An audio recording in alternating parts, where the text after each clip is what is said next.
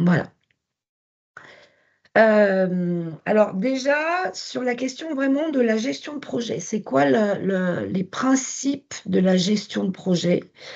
Le premier principe, c'est que on est comment dire? On est sur une logique de projet, c'est-à-dire que la gestion de projet pour les associations et les ONG de la solidarité internationale, c'est vraiment une façon de gérer les activités avec une logique de projet.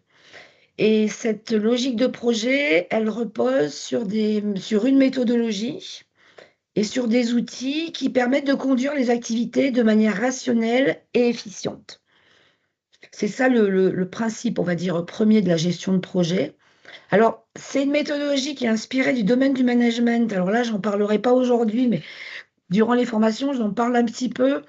Donc avec toutes les critiques qu'on peut apporter sur cette question de la gestion de projet, inspirée du management, mais qui a quand même été largement adaptée, aux projets de développement, aux projets de solidarité internationale. Et cette logique de projet, elle est basée sur une logique d'objectif, c'est-à-dire que les projets, on se fixe des objectifs. Sur une logique de changement, c'est-à-dire que les projets, on vise en fait à induire du changement en profondeur, soit du changement social, économique. Et il y a également une logique de mesure de l'impact qui rejoint la logique d'objectif, c'est-à-dire que on se pose des objectifs au début du projet et on mesure à la fin du projet les résultats et l'impact du projet. L'autre principe de la logique de projet, c'est que l'ensemble des projets qu'une association peut mener, ça s'inscrit dans une stratégie qui va constituer l'objet de votre association. Et quand je dis stratégie, ça veut dire que les projets sont censés être complémentaires les uns aux autres. Alors, la gestion de projet, ça répond aussi, il ne faut pas se leurrer, à une attente des bailleurs.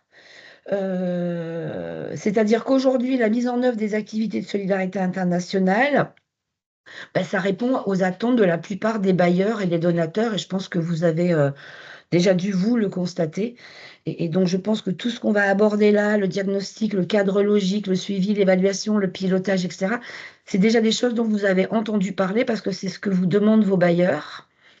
Et les bailleurs, leurs attentes, c'est, d'une part, qu'il y ait un respect de certains principes éthiques dans la solidarité internationale, parce qu'il y a eu beaucoup de critiques, hein, ces dernières années, on va dire ces 20 ou 30 dernières années sur les projets de développement, de coopération et de solidarité internationale.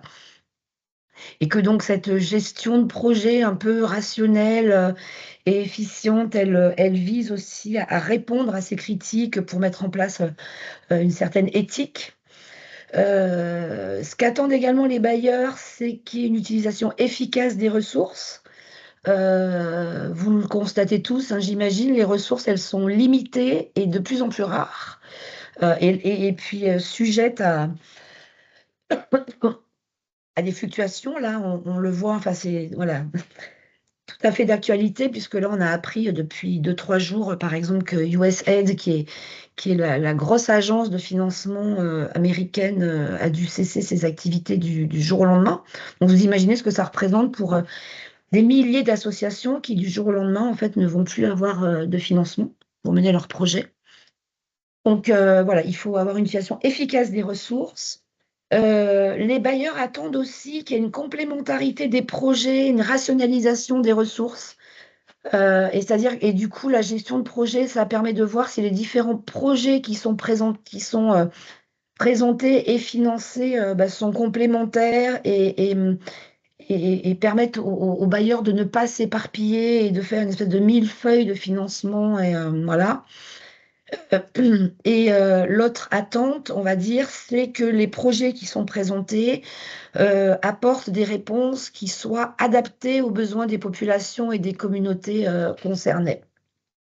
Donc les différentes phases de la gestion de projet, la logique, elle est censée répondre à ces attentes.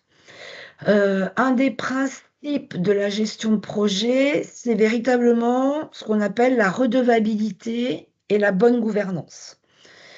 Donc la logique de gestion de projet, effectivement, ça permet de favoriser la redevabilité et quand on dit la redevabilité, c'est non seulement envers les bailleurs ou les donateurs, mais aussi envers les bénéficiaires, les communautés et plus, on exerce de redevabilité, c'est-à-dire qu'en fait, on est transparent, hein, sur comment on agit, combien on dépense et cetera.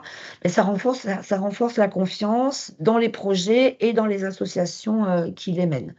Alors quand on dit redevabilité, c'est pas que de la redevabilité financière.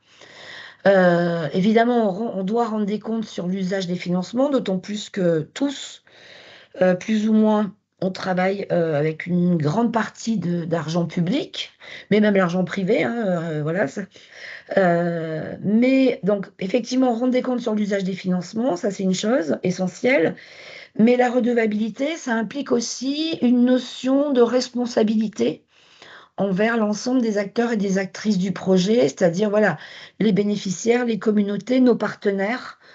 Hem, alors ce qu'on appelle la redevabilité, c'est essentiel pour 4 raisons.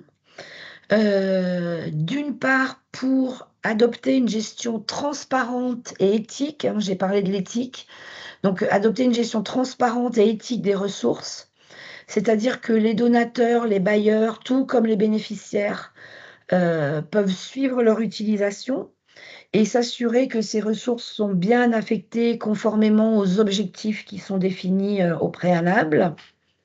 La redevabilité, ça répond également aux besoins des bénéficiaires de manière efficace, respectueuse et adaptée à leur culture et à leur environnement culturel, social, et écologique, environnemental. La redevabilité, c'est également important pour renforcer notre crédibilité, notre légitimité. Plus, on a, une gestion, voilà, transparente et éthique de nos ressources, plus on est crédible et légitime auprès, des communautés locales et des autorités et plus on est crédible et légitime, meilleure est la coopération, avec les communautés, les autorités et nos partenaires. Et la redevabilité, on le verra, ça permet aussi de tirer des leçons des réussites et des échecs. Heu, alors quand je dis échec, c'est voilà, on sait bien que souvent dans les projets, il y a des choses qui fonctionnent pas. Mais ça, c'est important, et c'est tout ce qui concerne l'évaluation, j'y reviendrai après, parce que ça contribue du coup à améliorer, les projets futurs. Et voilà et d'où l'importance, hein, de l'évaluation qui est parfois encore un peu traitée, par-dessus la jambe ou un petit peu vite fait à la fin et moi je dirais que c'est un des points, peut-être le plus essentiel, de la gestion de projet. Donc, on va voir que, la gestion de projet donc c'est un ensemble, c'est une méthodologie, que c'est un ensemble d'outils et que, qui demande que les équipes alors quand je dis les équipes à chaque fois, hein, c'est des bénévoles et des salariés, maîtrisent cette méthodologie et ces outils, parce que ça permet de mener des projets qui répondent à justement à ces principes de redevabilité, de bonne gouvernance, d'éthique et cetera. Et puis évidemment, si mieux on maîtrise cette méthodologie et ces outils, mieux on présente des projets qui ont des chances d'être financés. C'est aussi ça le but de ces formations. Alors je vais revenir, je ne sais pas si, je fais un petit aparté sur les ODD. Je ne sais pas si tout le monde connaît, sait ce que c'est, les ODD, les objectifs de développement durable. C'est très frustrant parce que comme je ne vous vois pas, je peux même pas vous voir acquiescer et cetera. Alors les ODD, ça s'inscrit dans ce qu'on appelle l'agenda 2030.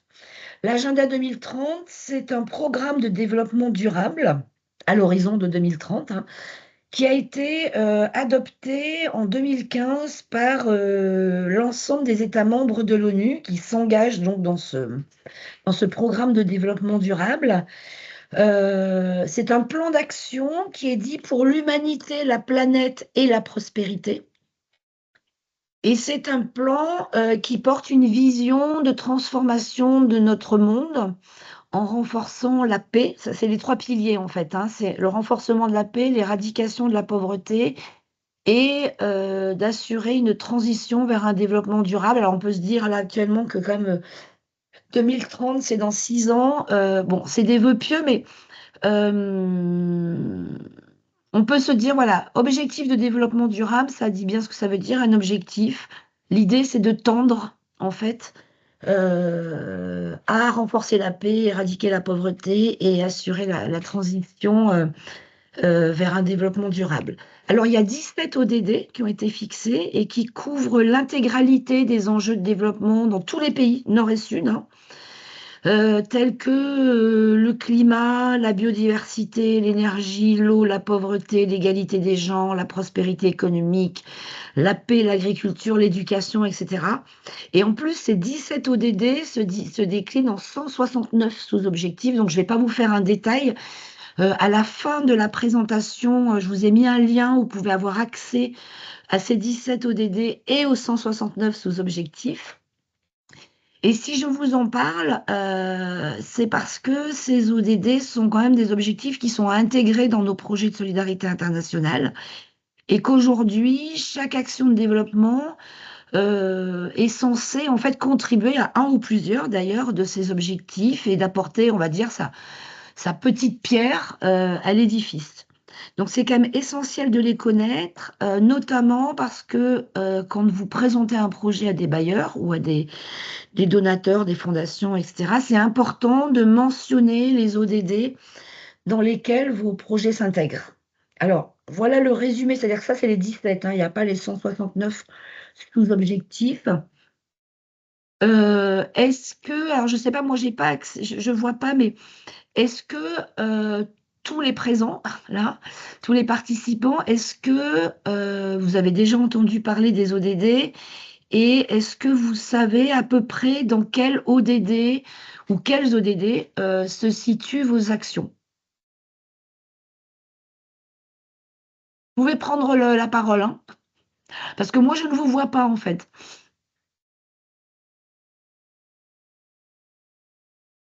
Alors, il y a Sophie dans le chat qui a dit oui. Ouais, Et j'ai vu un pouce se lever, mais je ne sais pas qui l'a mis. Jean-Pierre dit oui ouais. également. Vous pouvez nous dire dans quel ODD se situent les actions de votre association? Très bien, bonsoir, je suis Sophie Lavigne. Donc, pour ma part, j'étais en Colombie par le passé et j'ai Hmm. accompagné différentes associations. Et donc, pour chaque association, travailler sur l'ODD qui leur correspondait. D'accord, ok. Merci. Je ne sais pas, vous m'entendez? Oui, Patricia très bien. Liaga. Ok. Donc, moi, je suis bénévole chez Agir ABCD. Oui, Donc, c'est une association qui intervient dans différents domaines, puisque ce sont des personnes retraitées qui sont sollicitées pour aller, par exemple, renforcer des compétences dans l'enseignement, d'accord, donner des cours de français, etc. Ou dans la santé, dans différents domaines. d'accord. Donc, parler d'ODD spécifiques serait un peu difficile, je dirais. Moi, ce que vous me dites, si vous intervenez dans le domaine de l'éducation et de la santé, vos actions doivent se situer dans l'ODD 3 et Euh, l'ODD 4. oui, d'accord, réaliser l'égalité, nanana. Oui, mais c'est assez varié, hein. On peut très bien faire une demande auprès d'Agir ABCD Hmm, pour un boulanger, voilà. Enfin, d'accord. oui. Bah, écoutez, voilà, moi je vous invite à aller voir un petit peu tous, hein, le lien que je vous ai mis à la fin, dans lequel vous avez tout le détail des 17 ODD et des 169 objectifs, et d'aller voir un petit peu dans quoi vous vous situez. Voilà, c'est D'accord. l'exercice pour le prochain module. Voilà, bon, c'était un petit aparté sur les ODD. Là, on va donc, je vais vous présenter les 5 phases du cycle de la gestion de projet. Alors évidemment, ça va être rapide, hein, parce que on peut faire une journée sur chaque phase, et c'est d'ailleurs l'objet des modules de formation qui vont suivre. Donc, comme l'a dit Ella, donc il y a en gros 5 chapitres là, hein. Donc, je vous invite à poser vos questions à la fin de la présentation de chaque phase. Et si vous voulez pas les oublier, soit vous les notez, soit vous les mettez dans le chat et ensuite Ella me les fera passer. Alors, les 5 phases du cycle de la gestion de projet, donc là, je vous donne tout le cycle, hein. La première phase, c'est la phase de diagnostic.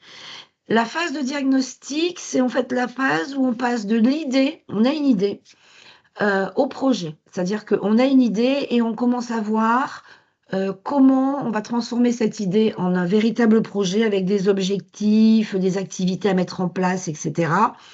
Et pour ça, il faut mener un diagnostic sur le terrain qui permet d'appréhender le contexte économique, social, culturel, d'identifier les acteurs et les actrices sur place et de mener une sorte, on va dire, d'étude de faisabilité, hein, voir si finalement votre idée, elle est en adéquation avec le terrain. Donc ça, c'est la première phase du cycle de la gestion de projet. La deuxième phase, c'est ce qu'on appelle la phase de planification ou de conception. Bon, voilà, là j'ai choisi planification, on pourrait l'appeler conception également. Mais comment, à partir de ce diagnostic que vous avez réalisé, vous allez élaborer une stratégie et une méthode d'intervention. Et cette stratégie et cette méthode d'intervention, elles vont se traduire dans ce qu'on appelle un cadre logique, que j'aborderai tout à l'heure. Parce que c'est un peu la hantise de tout le monde de remplir le cadre. Le cadre logique, c'est un tableau, hein, je vous montrerai un exemple. Et durant cette phase de planification, c'est donc avec ce cadre logique, vous allez également définir des indicateurs, puisque je l'ai dit, la gestion de projet, elle repose sur une logique, en fait, notamment d'impact et de résultats. Et donc, pour pouvoir mesurer l'impact et les résultats, il faut définir au départ des indicateurs, c'est-à-dire de la situation où on part. Ça, c'est les données qu'on aura obtenues pendant le diagnostic. Et la situation, nos objectifs, à quelle situation on veut arriver.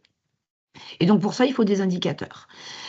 Et c'est également la phase durant laquelle, outre la stratégie et la méthode d'intervention, les indicateurs, on élabore un planning ou un chronogramme, c'est-à-dire qu'on délimite dans le temps l'action de notre projet. Une fois qu'on a élaboré ce cadre logique, ce chronogramme, etc., on va passer à la phase de financement. Alors la phase de financement, il y a deux points essentiels. C'est d'abord, il faut construire un budget. C'est-à-dire que à cette stratégie et cette méthode d'intervention correspond un budget prévisionnel qui doit être le plus rigoureux possible, parce que c'est avec ce cadre logique et ce budget prévisionnel que l'on pourra partir à la recherche de subventions et espérer en obtenir. Donc ça, c'est la troisième phase. Ah, attendez, parce que là, voilà. Et on va supposer que vous avez obtenu tous les financements nécessaires à la mise en œuvre de votre projet. Et donc, la quatrième phase de la gestion de projet, c'est la phase de suivi et de pilotage. C'est-à-dire le moment qui est le plus long, hein, a priori, où on met en œuvre les activités qui ont été prévues dans la deuxième phase de planification, où on va élaborer des outils de suivi, notamment à partir des indicateurs élaborés dans la phase 2. Et très souvent, c'est durant le suivi et le pilotage du projet. C'est également le moment, alors ça dépend des projets, évidemment, si vous êtes sur un projet de 6 mois, on va pas faire il y a rarement une évaluation intermédiaire, mais pour des projets à partir d'1 an, on évalue déjà un petit peu l'état d'avancement du projet à mi-parcours. C'est ce qu'on appelle l'évaluation intermédiaire. Et la 5e et la dernière phase du cycle de la gestion de projet, c'est la phase d'évaluation, c'est-à-dire c'est le moment, donc c'est à la fin du projet. Alors ça peut être à la toute fin et ou 6 mois, 1 an après. Et c'est le moment où on va apprécier et analyser les réalisations, où on va identifier les effets, positifs et négatifs du projet et à partir de ces, effets, positifs et négatifs, on va en tirer des enseignements et on va capitaliser, en fait, sur ce qu'on a fait, sur cette évaluation, pour mettre en place de nouveaux projets, qui, tireront, leur enseignement des projets, précédents et des évaluations. Donc ce petit schéma, il est vraiment à connaître, mais vous verrez, je vous l'ai remis en tout petit, sur chaque slide en haut à droite et histoire que vous le voilà, que vous l'ayez bien en tête. Donc vous le voyez, hein, la gestion de projet, ça se présente vraiment sous la forme d'un cycle d'étapes successives qui permettent de répondre justement à ces principes de redevabilité, de bonne gouvernance dont je parlais tout à l'heure. Et là, on le voit bien, c'est que la gestion de projet, ça commence en fait, non pas au moment où on met en place le projet, mais ça commence vraiment dès le moment de la conception, hein, c'est la première phase, le diagnostic, et ça se poursuit jusqu'à l'évaluation de l'impact et des résultats obtenus. C'est-à-dire que la gestion de projet, ça commence vraiment avant même qu'on ait conçu le projet, qu'on l'ait présenté, qu'on aille chercher des financements, et ça se poursuit même une fois que le projet est terminé, dans le sens où on a fini de réaliser toutes les actions, puisqu'on a encore tout ce travail d'évaluation et de capitalisation à faire. Et on va le voir dans les slides suivantes, c'est que donc à chaque phase, diagnostic, planification, etc., correspondent des outils spécifiques, comme l'arbre à problème, le cadre logique, les indicateurs, le budget prévisionnel, etc., que je vais vous présenter, je le répète, de façon très brève aujourd'hui et très rapide. Bon, mais n'hésitez pas quand même à la fin de chaque chapitre, on va dire, s'il y a des choses qui ne sont pas claires, si je suis passée trop rapidement sur les choses. Donc la première phase, hein, vous voyez, on est là, c'est le diagnostic. Alors le diagnostic, donc je vous le disais, c'est vraiment la phase où on va passer de l'idée au projet. Et c'est surtout des questions à se poser pendant le diagnostic. C'est-à-dire que la question principale dans le diagnostic, c'est est-ce que notre idée, qui peut nous paraître super bonne, je ne sais pas moi, construire une bibliothèque dans tel quartier de telle ville, construire un puits dans tel village, installer un dispensaire à je ne sais quel endroit. Ça peut être une super bonne idée, mais comment ça peut se transformer véritablement en projet? Donc je l'ai dit, hein, le diagnostic, c'est vraiment une phase à part entière du projet, c'est la première phase du projet et c'est là où on conçoit en fait l'architecture du projet. Alors, le diagnostic, on peut se dire que c'est comme une sorte d'évaluation de la situation, mais avant la mise en œuvre de notre action. C'est ce qu'on appelle, en termes d'évaluation, quand on parle d'évaluation, c'est une évaluation ex ante, c'est-à-dire avant. Et donc, c'est toutes les questions qu'on doit se poser avant de concevoir notre projet. Alors, ça permet d'abord d'analyser et de comprendre le contexte économique, social, culturel, etc. Donc, c'est une sorte d'état des lieux. Alors, ça peut être à la fois un état des lieux qualitatif, les relations de genre, les relations de la population avec les autorités, etc. Mais ça peut être aussi basé sur des données, et ça l'est généralement, hein, basé sur des données statistiques. Donc, c'est un état des lieux, et la question, c'est d'où on part. Voilà, quelle est la situation initiale d'où on part? Parce que pour fixer des objectifs et pour savoir où on veut arriver, il vaut mieux savoir d'où on part. C'est le diagnostic, c'est également le moment où on va identifier les acteurs et les parties prenantes sur le terrain, avec qui on va collaborer, avec qui on va pouvoir monter des partenariats, qui sont les bénéficiaires ou qui seront plutôt les bénéficiaires directs et indirects du projet. C'est également le moment où on va identifier les besoins et les priorités, parce qu'on ne peut pas répondre à tous les besoins. Donc, il faut identifier des besoins et ensuite faire des priorités. C'est-à-dire où on veut arriver, qu'est-ce que l'on veut changer. Nos priorités, c'est ça. C'est quels sont nos objectifs pour répondre aux besoins qui sont identifiés. Et on va également identifier pour ça des points de référence et qui vont nous permettre ensuite d'élaborer des indicateurs de suivi. Et c'est pour ça que je disais qu'il faut avoir un état des lieux, d'où l'on part, c'est aussi ça, c'est aussi avoir des données chiffrées qui vont nous permettre d'élaborer des indicateurs de là où on veut arriver et qui vont nous permettre, c'est comment on va mesurer la progression et l'atteinte de nos objectifs. Je vais y revenir sur les indicateurs. C'est également le diagnostic, le moment très important où il faut identifier les freins.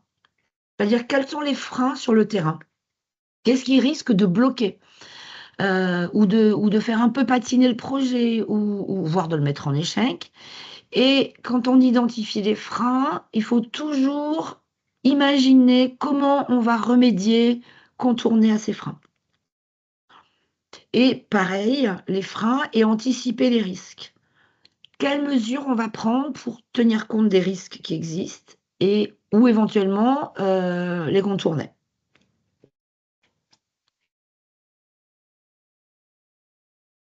Donc, quand je dis que le diagnostic, c'est la première phase du projet, c'est parce que le diagnostic, c'est à la fois un outil de conception, de gouvernance et de pilotage. C'est quelque chose dont on va se servir. Et un diagnostic, ça peut s'enrichir au fur et à mesure du projet. Parce qu'au fur et à mesure de la réalisation des activités, quand vous allez mener les actions, vous allez approfondir votre compréhension du contexte, votre connaissance des acteurs, parfois réadapter les besoins et les priorités.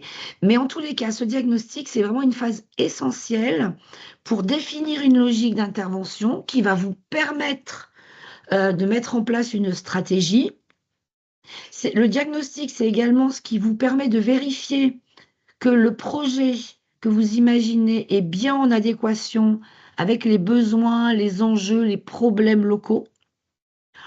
Et c'est un outil important parce que c'est également ce qui va servir de base au suivi et à l'évaluation, puisque vous aurez, je l'ai dit, fait un état des lieux de la situation initiale, et donc ça va vous servir de référence au fur et à mesure de l'avancement du projet pour suivre l'avancement de votre projet et vérifier que les actions que vous mettez en place, les activités que vous mettez en place ont bien un effet en fait sur la situation de départ. Véronique, je suis désolée, je te coupe un instant. Oui. On ne voit plus ton diapositive, enfin ta diapo, bon ton PowerPoint. Non. Ah, ça revient là, ça vient de revenir. Moi, je l'ai, Ah je ne ouais. sais pas si c'est pareil pour les autres Ah oui, parce que participants. alors moi je l'avais, donc oui, il ne faut pas hésiter à me le dire, parce que du coup moi je l'ai, donc là c'est bon, vous l'avez? Alors moi, oui, mais je n'ai pas d'infos.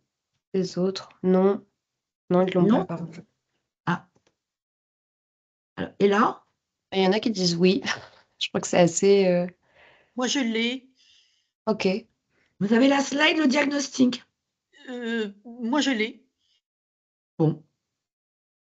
Alors, du coup, peut-être, est-ce qu'il y en a qui... Bon, après, j'ai dit tout ce qu'il y avait écrit dessus, mais c'est un peu pénible d'écouter parler sans avoir un peu un support un peu visuel quand on est face à un écran. Est-ce que tout le monde l'a bien? Est-ce qu'il y en a qui ne l'ont pas, là? Non, il y a 3 personnes qui ne l'ont pas, de ce que je lis. Ah, Et d'autres alors là, qui l'ont. C'est bizarre que ce soit pas le cas pour tout le monde. je peux essayer d'arrêter de partager la fenêtre et de recommencer. Ouais, et de relancer peut-être. Ouais, bien sûr. Hop, donc là, vous voyez ma tête. Bah moi, je la vois même pas. Tu Je vois vois pas des ma tête? initiales. Non. Ah bon? Bon, écoute, c'est très bizarre. Bon, je relance.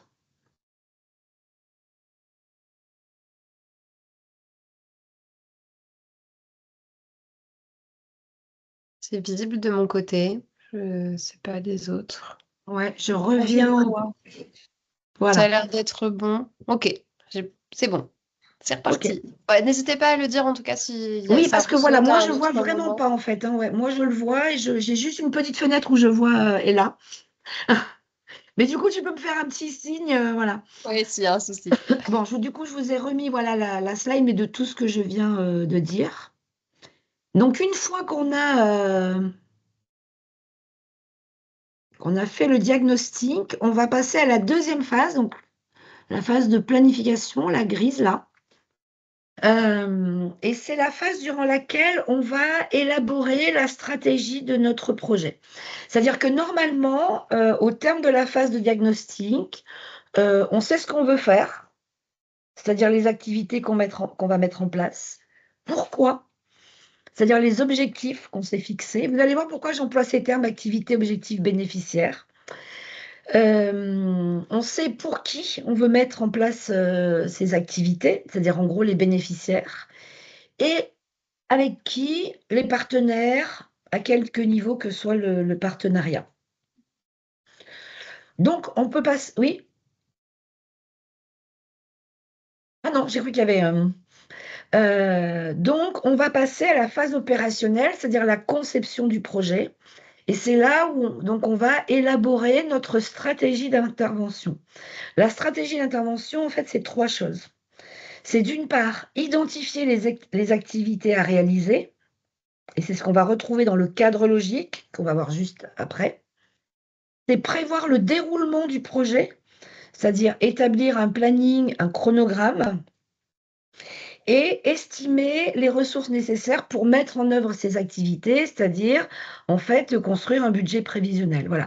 Notre stratégie d'intervention, elle marche, on va dire, sur ces trois pieds, le cadre logique, le chronogramme, le budget prévisionnel. Et tout ça, enfin, ces trois éléments, ces trois outils, ces trois documents, parce que ça se présente sous la forme de documents, ça va constituer un dossier de présentation de projet et notamment un dossier de demande de financement, parce qu'on est quand même un petit peu là pour ça. Alors, c'est quoi le cadre logique?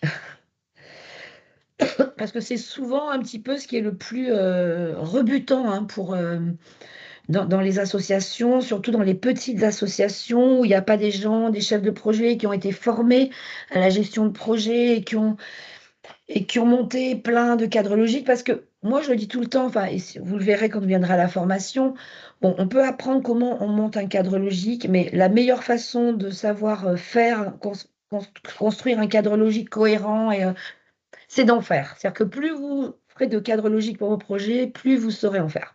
Voilà, je vous rassure, hein. Au début, c'est un peu galère, et puis après, voilà, on s'habitue. Et on comprend la logique surtout, parce que c'est vraiment ça.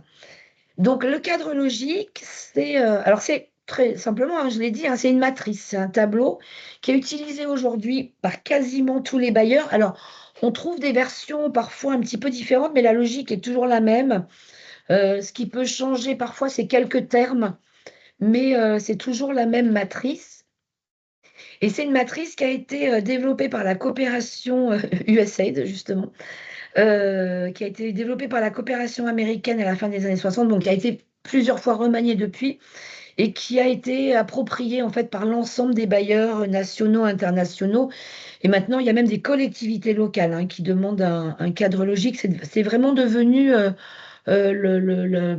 l'outil de base, de référence de la gestion de projet. Et en fait, c'est un outil, c'est un tableau qui vous permet de planifier et de vérifier la logique interne du projet.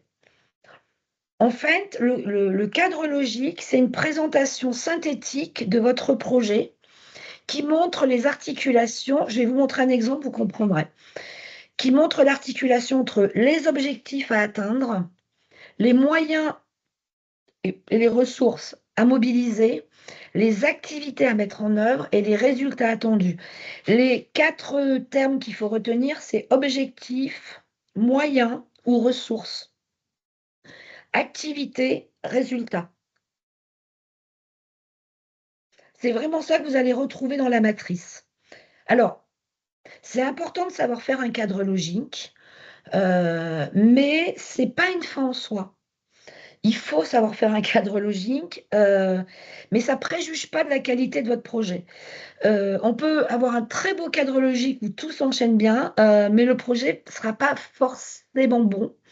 Et ça préjuge pas non plus de l'impact de votre projet. Vous pouvez avoir un très bon cadre logique et finalement, voilà, avoir un impact moindre.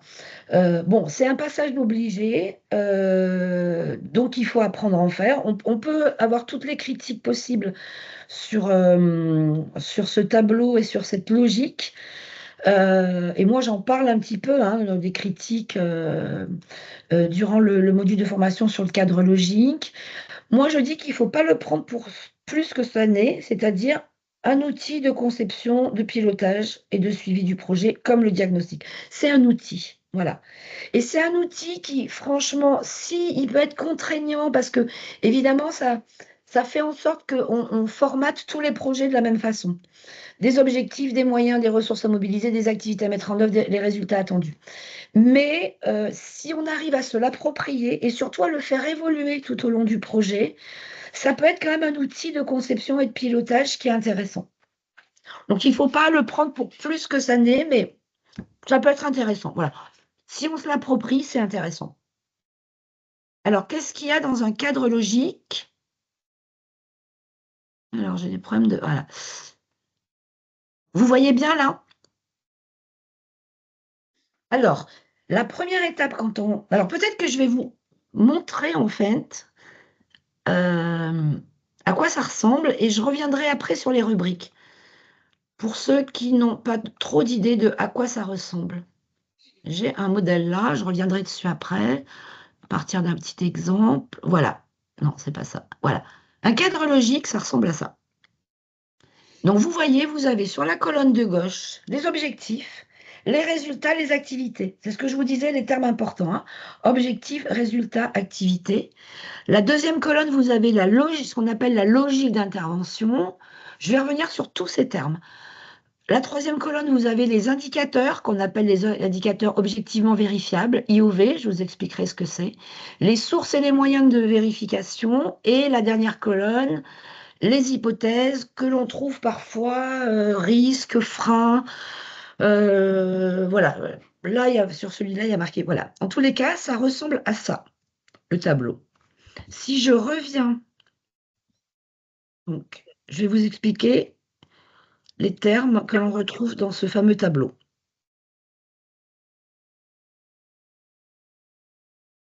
Hop. Non. Voilà. Donc, la première chose à faire quand on élabore et quand on remplit un cadre logique, c'est de définir les objectifs de votre projet. C'est vraiment la première chose qu'on fait. C'est l'étape essentielle dans la gestion de projet, hein.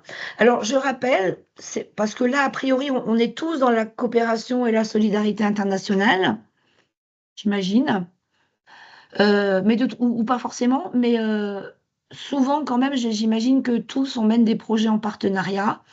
Donc, quand même, je rappelle que cette définition des objectifs, elle doit se faire en concertation avec les partenaires et les acteurs locaux, les autorités, les communautés, les bénéficiaires.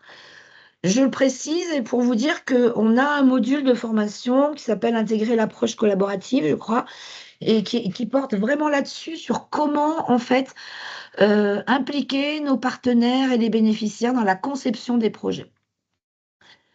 Donc, définir les objectifs du projet. Donc, ça se fait, on ne le fait pas tout seul dans son coin et dans son bureau enfermé. Alors, ces objectifs, ils peuvent être quantitatifs et qualitatifs. Alors, il y a deux niveaux d'objectifs. Il y a d'abord ce qu'on appelle l'objectif global. Alors, souvent, enfin, pas souvent, mais assez régulièrement, on voit les objectifs globaux. Moi, ce que je vois quand même dans les cadres logiques que j'ai eu à faire ou qui me passent sous les yeux, c'est que généralement, des objectifs globaux, on n'en a pas 50, on en a un. Et c'est déjà pas mal.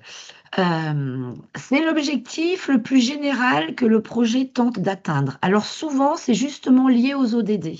En tous les cas, moi, je vous recommande de lier votre objectif global à un des objectifs de développement durable.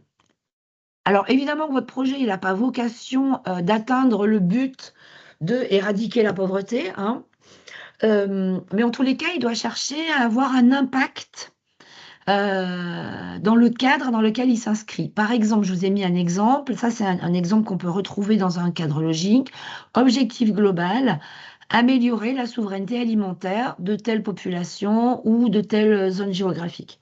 Voilà. Ça, c'est comme ça qu'on le trouve et qu'on le rédige dans le cadre logique. Deuxième niveau, on va dire, on a les objectifs spécifiques. Ça, c'est les objectifs concrets que vous souhaitez atteindre. Et les objectifs spécifiques, alors généralement, on les multiplie par 1, 2 ou 3, c'est déjà bien. Parce que si vous en mettez plus, ça veut dire que vous faites plusieurs projets en un. Voilà, déjà un projet où il y a 2 ou 3 objectifs spécifiques, c'est pas mal.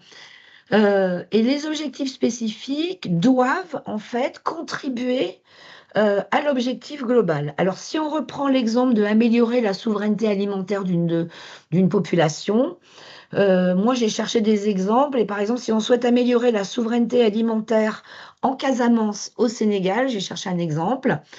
Et ben voilà les objectifs spécifiques que vous allez pouvoir indiquer. Développer la production locale de riz de 15% dans les 3 prochaines années en améliorant les techniques de riziculture et l'accès aux semences de qualité. Ça, c'est un objectif spécifique. Et je vous fais remarquer qu'à chaque fois, vous voyez, les objectifs spécifiques sont chiffrés. C'est ce que je vous disais tout à l'heure, c'est qu'il va falloir élaborer des indicateurs. Et donc, bah là, et même un objectif, ça doit être chiffré. Donc là, on se fixe comme objectif d'augmenter la production locale de riz de 15%. Et les objectifs doivent toujours être aussi circonscrits dans le temps. Et donc là, c'est augmenter la production locale de riz de 15% dans les 3 prochaines années. Vous allez pouvoir avoir dans le même projet un deuxième objectif spécifique qui va toujours vous permettre d'améliorer la souveraineté alimentaire. C'est renforcer la résilience des systèmes agricoles face au changement climatique. Bon, ça, c'est un peu vague, mais en formant 500 agriculteurs aux pratiques agroécologiques d'ici 2 ans. Donc là, on est quand même vraiment dans le concret, hein. Et vous allez pouvoir, mais on n'est pas obligé d'en avoir 3, mais là, je vous en ai mis 3. Vous allez pouvoir avoir un troisième objectif spécifique qui va vous permettre d'atteindre, enfin, en tous les cas, de contribuer à l'objectif global. C'est améliorer l'accès aux marchés locaux pour les producteurs en créant 3 marchés de producteurs dans les 18 prochains mois. Donc là, si je regarde uniquement ça, je sais que mon projet, ou que le projet de l'association X ou Y, ça va porter sur la souveraineté alimentaire et qu'il y a 3 objectifs qui sont fixés. C'est développer la production locale de riz en travaillant sur les techniques de riziculteur. Donc ça, quand on dit améliorer les techniques de riziculture, ça veut dire qu'en fait, il va y avoir de la formation, du renforcement de capacité des riziculteurs, je pense que ça se dit. Et on va voir également qu'il y a on va fournir des semences particulières de riz. On voit également que, d'ailleurs on le voit hein, après, voilà, on va former des agriculteurs. Et ensuite, ce projet va créer des marchés de producteurs qui vont permettre aux agriculteurs formés aux nouvelles techniques et qui ont eu accès à des semences de qualité, de vendre leur production sur de nouveaux marchés. Voilà. La logique, elle est là en fait, hein. Quand je le dis comme ça, finalement, si je le sors du tableau, si je vous le dis comme ça, enfin, je ne sais pas pour vous, mais moi, je trouve ça finalement assez logique. Après, c'est juste une façon de tourner les phrases, etc., que l'on apprend et que vous apprendrez dans le module de formation sur le cadre logique. Alors, hop, parce que c'est un peu lent pour passer d'une diapositive à l'autre, je suis désolée.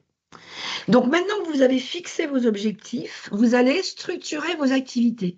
C'est-à-dire, en fait, quelles activités vous allez mettre en place pour atteindre vos objectifs. Donc les activités, en fait, c'est l'ensemble des tâches qui sont à exécuter dans le cadre du projet pour produire les résultats prévus.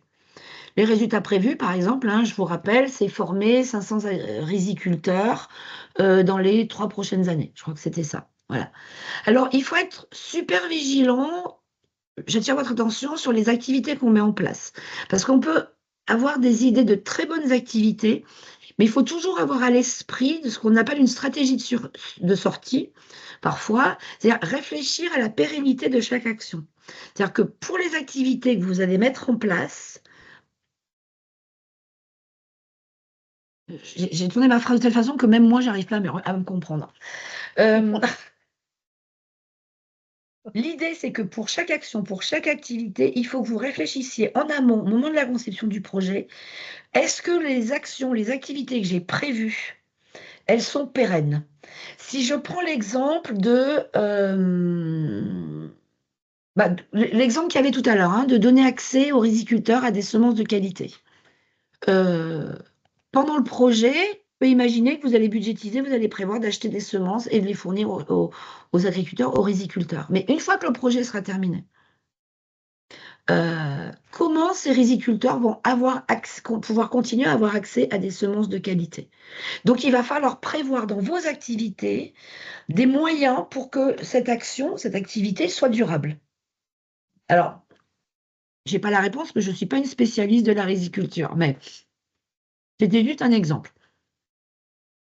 Pour chaque activité également, vous allez prévoir les ressources nécessaires pour pérenniser les activités, que ce soit financier, matériel ou technique. L'exemple qui est le plus parlant, c'est si vous installez un puits dans un village, avec une pompe, etc., qu'est-ce qui est prévu en fait pour la maintenance, par exemple, de la pompe du puits? Ah, on a un nouveau arrivant. Voilà, donc c'est des choses auxquelles il faut penser au moment de la conception du projet, pas à la fin. Pas vous dire: «Ah mais mince, on a mis un puits, mais on n'a rien prévu, pour que la maintenance soit assurée». Donc et c'est pas forcément financier. Quand on dit technique, si je reprends l'exemple du puits qui est plus parlant pour moi, bah, si on prévoit de former, 1 ou 2 villageois à la maintenance, du puits, on assure la pérennité du fonctionnement du puits. Voilà, ça c'est une mesure à prendre. Et qui fournira ces ressources lorsque le projet sera terminé, d'où l'importance quand on monte des activités, notamment de monter des partenariats et de travailler en collaboration avec les autorités, parce qu'il y a certaines activités, quand elles fonctionnent et qu'on peut montrer qu'elles ont un véritable bénéfice, on peut s'assurer en fait la collaboration des autorités qui vont pouvoir soit assurer le financement, soit assurer une pérennité en allant chercher eux-mêmes auprès de bailleurs, des financements et cetera. Voilà. Donc c'est en tous les cas, c'est des questions qu'il faut vous poser. Allô? Voilà. La 3e, chose à faire quand on remplit notre cadre logique, c'est ensuite de définir les résultats qui sont attendus. Donc les résultats, hein, c'est le produit direct des activités du projet. C'est ce que j'ai mis tout à l'heure, hein, c'est, voilà, si on met en place des formations, à l'agroécologie, c'est quoi le résultat qu'on en attend? Combien de personnes formées? Quelle amélioration, en termes de rendement, par exemple, ou de productivité ou, je ne sais quoi. Et l'ensemble des résultats de chaque activité, ça doit vous permettre de réaliser l'objectif spécifique. J'espère que je suis claire. Par exemple, dans un cadre logique, les résultats attendus du projet, ils doivent toujours être formulés avec des phrases actives au présent. Là, je vous ai mis un exemple, les villageois ont accès à l'eau potable. Ça, c'est un résultat attendu. Ça se présente comme ça. Les villageois ont accès à l'eau potable. Si on reprend l'exemple de tout à l'heure, on pourrait avoir comme résultat, je sais plus, les riziculteurs, comment on dit, commercialisent 95% de leur production. Voilà. Ça, c'est des résultats. Il ne faut pas hésiter à être très précis. Quoi, combien, quand. On le verra sur l'exemple qu'il y a après.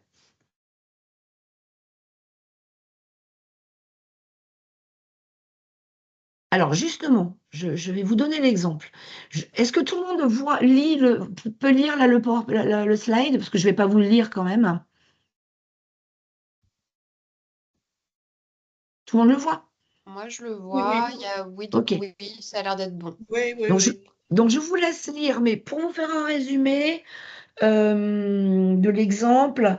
C'est un village au Mali, très isolé, il y a uniquement une piste, c'est des pasteurs et des éleveurs de moutons, de vaches, etc. C'est une région qui a un très grand développement, retard de développement et avec une sécheresse depuis plus de 30 ans. Une commune qui dispose de faibles moyens. Donc là, vous voyez, ça, tous les éléments, là, le premier paragraphe, et même après d'ailleurs, hein, tout ça, c'est des éléments que l'on obtient en faisant un diagnostic. L'indice de scolarisation, l'accès de la population à l'information, les équipements en termes sanitaires et de santé, là, le dispensaire, les bases de l'économie locale. Et là, le projet, il porte sur l'accès, il manque un mot, favoriser l'accès à l'eau potable d'un village du Mali. Il manque un mot et il n'y a pas de majuscule. Donc, je vous laisse lire, je vous laisse 1 minute pour que vous ayez un peu le contexte en tête.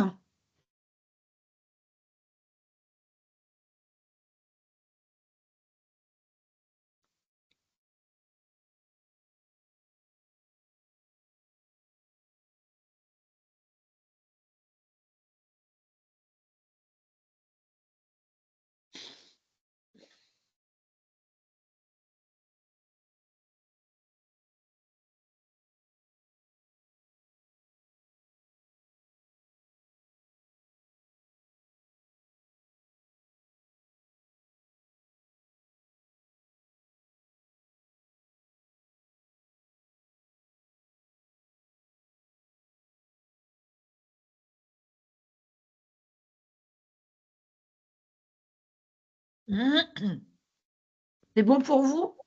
Oui. Ok. Donc, vous avez le contexte. Donc, gros problème d'accès à l'eau potable dans ce village de Tarouf.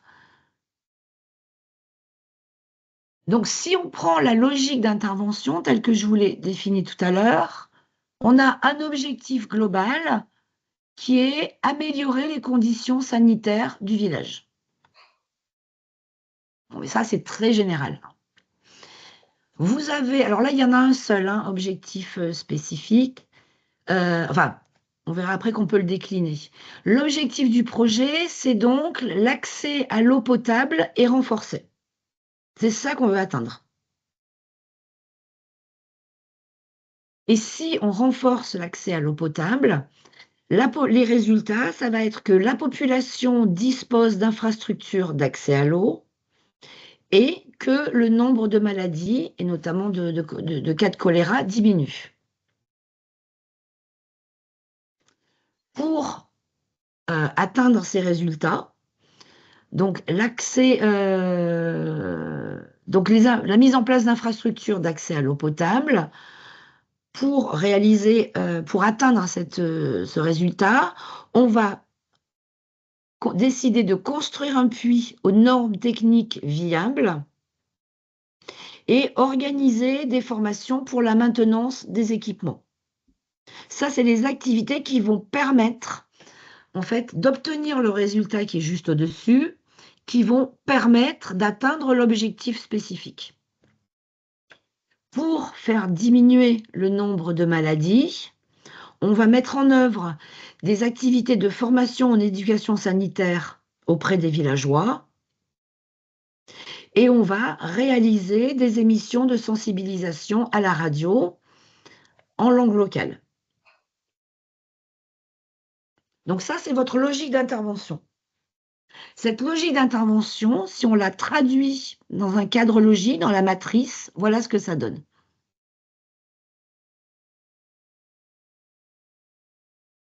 C'est-à-dire qu'on a bien notre objectif global, hein, donc objectif global, logique d'intervention. Donc la logique d'intervention, vous voyez, on y retrouve tout ce qu'il y avait dans le petit schéma que je vous ai montré avant. On a l'objectif global qui est d'améliorer les conditions sanitaires du village. L'objectif spécifique est de renforcer l'accès à l'eau potable. Les résultats attendus qu'on note comme ça, hein, R1, R2, donc là c'est pareil, c'est ce qu'on a vu, c'est ce qui était noté tout à l'heure. Et en dessous, les activités à développer pour obtenir ces résultats. Et pour chacune des lignes, les objectifs globaux et spécifiques, les résultats et les activités, on va indiquer, on va élaborer, on va noter des indicateurs objectivement vérifiables. Et ensuite, on a les sources et les moyens de vérification. Alors, par exemple, si je prends l'objectif global, l'indicateur objectivement vérifiable, c'est-à-dire comment on va vérifier, en fait, c'est comment on va vérifier qu'on a amélioré les conditions sanitaires du village. Eh ben, on va consulter les données de l'OMS, l'Organisation mondiale de la santé, qui dispose en fait de chiffres pour les pays et généralement au niveau local sur la couverture sanitaire. Et ça, on va le faire au moment du diagnostic et à la fin du projet. Pour comment on va vérifier, quels indicateurs on va pouvoir élaborer pour vérifier qu'on a bien renforcé l'accès à l'eau potable. On va pouvoir mesurer le temps entre le domicile et le point d'approvisionnement. Hein, il était dit que dans la situation initiale, le plus proche accès à l'eau était à 8 km. Si on construit un puits dans le village, le temps entre le domicile et le point d'approvisionnement va être réduit, ce qui va libérer du temps, notamment pour les femmes et les enfants pour aller à l'école et les femmes pour des activités d'éducation ou de consultation médicale, etc. Et on va se fixer comme objectif que 50% des villageois s'approvisionnent au nouveau puits. Et comment on va le vérifier? Eh ben, à la fin du projet, au moment de l'évaluation, on fera une enquête quantitative. On passera dans tous les foyers du village pour vérifier, pour demander si les villageois s'approvisionnent au nouveau puits. Et donc, on fait ça pour toutes les lignes. Donc, si le résultat attendu, c'est que la population dispose d'infrastructures d'accès à l'eau potable à proximité des habitations, notre résultat attendu, c'est que on veut que le nombre de personnes qui ont accès à l'eau potable est doublé. Pour le résultat du nombre de maladies qui diminue, l'indicateur qu'on va utiliser, c'est que le nombre de villageois qui ont pris conscience de l'intérêt de consommer une eau potable a augmenté. Et comment on vérifie ça? Eh ben, on fait une enquête quantitative et on fait également des entretiens auprès des bénéficiaires.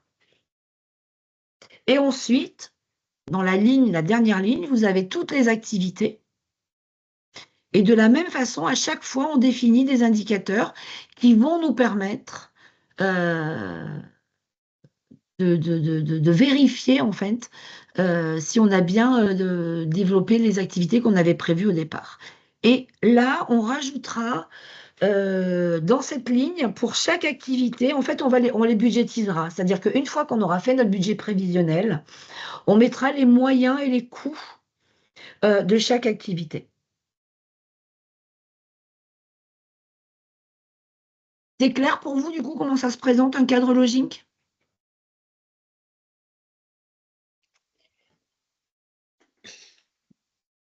Alors,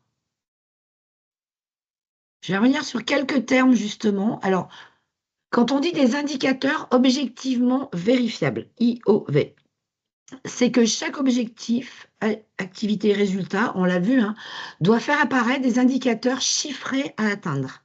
Donc, et si on dit que ces indicateurs sont objectivement vérifiables, c'est qu'en fait, ces indicateurs doivent permettre de mesurer les progrès réalisés par rapport aux objectifs fixés et de vérifier à la fin du projet ou au milieu si on fait une évaluation intermédiaire, de vérifier si les résultats attendus ont bien été atteints. C'est ça des objectifs, des indicateurs objectivement vérifiables. C'est-à-dire qu'on peut les vérifier de manière objective, c'est-à-dire en menant des enquêtes, en consultant des statistiques nationales, en menant des entretiens, etc. Voilà.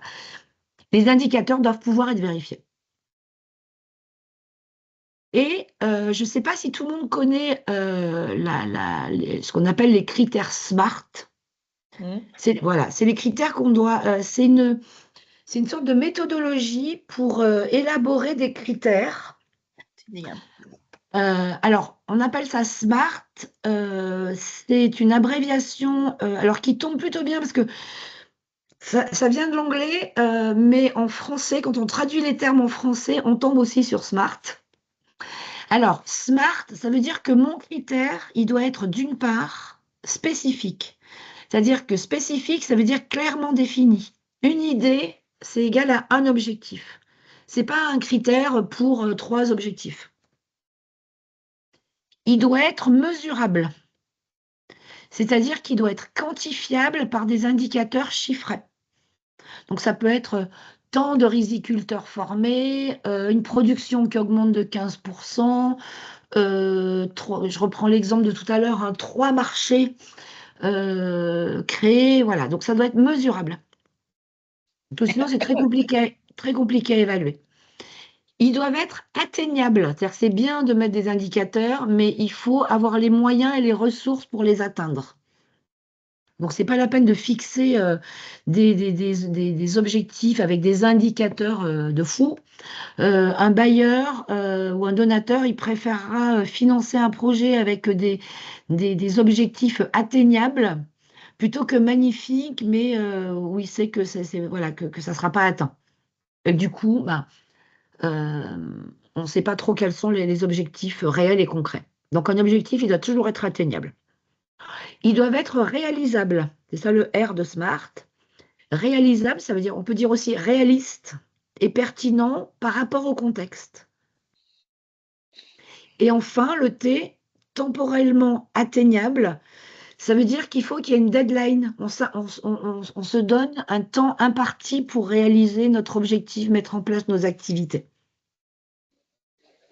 C'est pour ça qu'on fait un chronogramme. Donc voilà ce que c'est des IOV.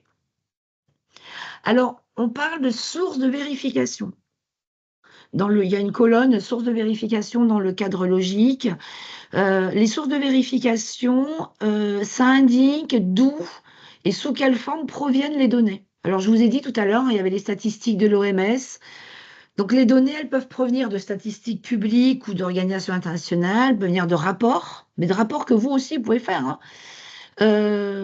Si vous faites des formations, la vérification, ça va être les listes d'émargement, c'est-à-dire le nombre et le nom, etc., des personnes qui ont suivi les formations. Ça peut être des photos, ça peut être des revues de presse si vous faites des événements ou s'il y a eu une couverture presse sur vos activités. C'est tout ça les sources de vérification. Les hypothèses, vous avez vu, c'est la dernière case. Je vous ai dit que parfois on voyait aussi freins, limites, etc. Les hypothèses, c'est-à-dire qu'on vous demande en fait quels sont les facteurs externes, c'est-à-dire qui ne dépendent pas de vous, qui peuvent influer de manière significative, positive ou négative d'ailleurs, sur le projet. Alors, il ne s'agit pas d'inventer des hypothèses, mais il faut anticiper surtout quels peuvent être les risques. Et après, s'il n'y en a pas, vous laissez des cases blanches, hein, ce n'est pas la peine d'inventer. Alors, des hypothèses, ça peut être, par exemple, si on reprend l'exemple là, de l'accès à l'eau potable, dans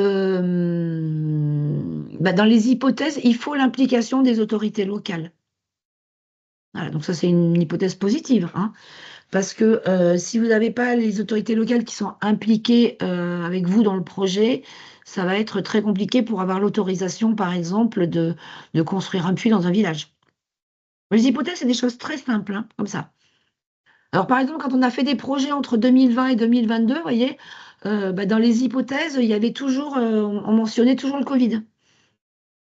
Parce que, par exemple, pour certains projets, si les techniciens, etc., ne peuvent pas se déplacer, s'il y a un couvre-feu, s'il y a pas un couvre-feu, un confinement, s'il n'y a pas de vol aérien, le technicien qui vient de votre association ou l'ingénieur pour implanter le puits, s'il ne peut pas venir, forcément, ça va avoir un impact sur le projet.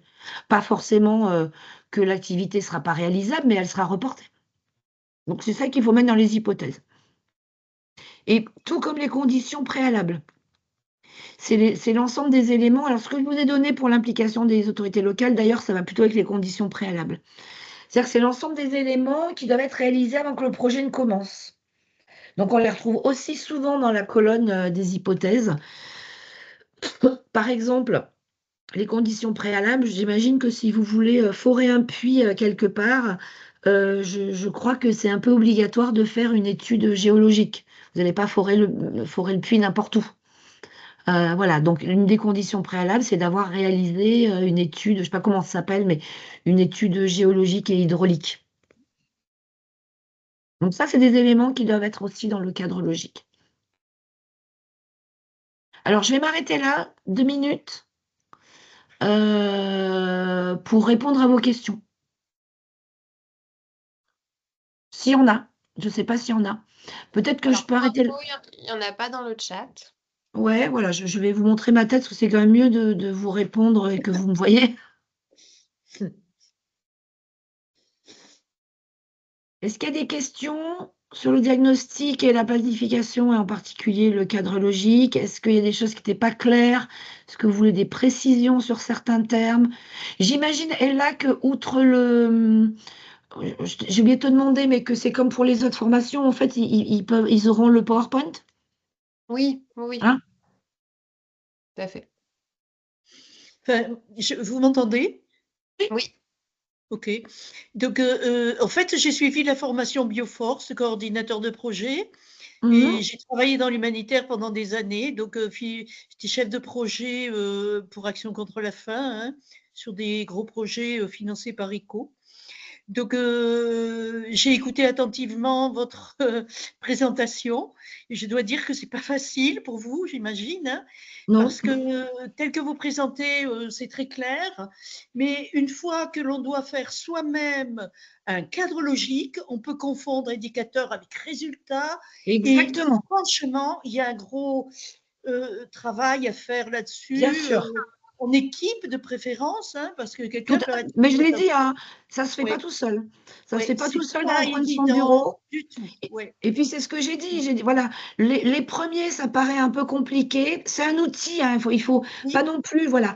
Et ben, c'est comme moi, je sais pas vous, mais moi j'ai passé voilà, j'ai mis beaucoup de temps pour passer le permis de conduire et à maîtriser une voiture. J'y suis d'ailleurs jamais arrivée, hein, je conduis pas, j'ai le permis, mais voilà, c'est un outil. Le cadre logique, c'est comme une voiture. Donc, et plus on conduit, plus on fait des cadres logiques, mieux c'est, parce que c'est une logique. C'est une logique d'esprit qui est basée, hein, voilà, je disais, sur des objectifs, des résultats, des activités et des moyens.